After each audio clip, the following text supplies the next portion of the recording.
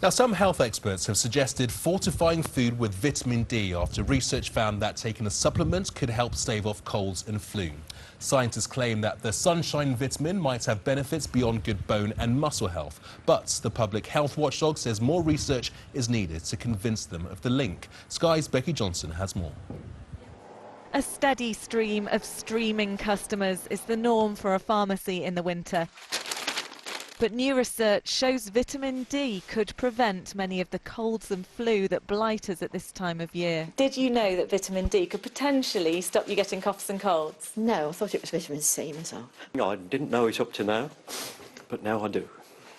While people were in here, I took the opportunity to show them some of the ways they could get more vitamin D in their diet. In eggs and in oily fish, it actually occurs naturally, but also foods have it added, like breakfast cereals, milk, some milk and some yoghurt as well. I was keen to know if they'd like more foods to have vitamin D added to them. Would be a good idea, wouldn't it? I think the trend these days is for people to have things that are more sort of natural and not tinkered about with. I possibly don't think it's a good idea to add it to lots and lots of foods.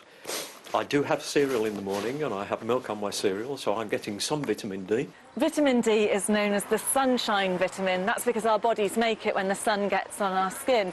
So if it does prevent coughs and colds, that explains why more of us get them in the winter when there's less sunshine around.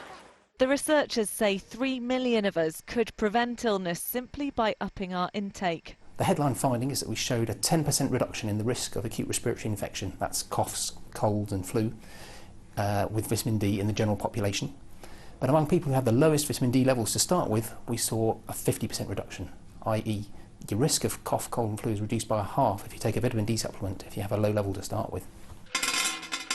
But Public Health England says more research is needed to prove the results of the study and won't be recommending it's added to more foods. There are lots of reasons why we might choose to or not choose to add vitamins and minerals to a range of things, and we already add some things to flour as part of legislation.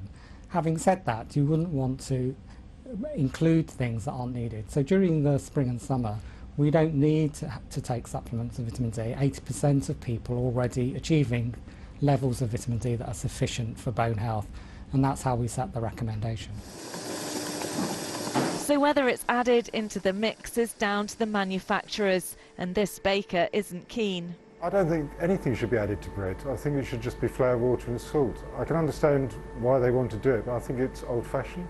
I think they haven't kept up with the times. But as 70% of us get respiratory infections each year, many will try anything to steer clear of the dreaded cold. Becky Johnson, Sky News.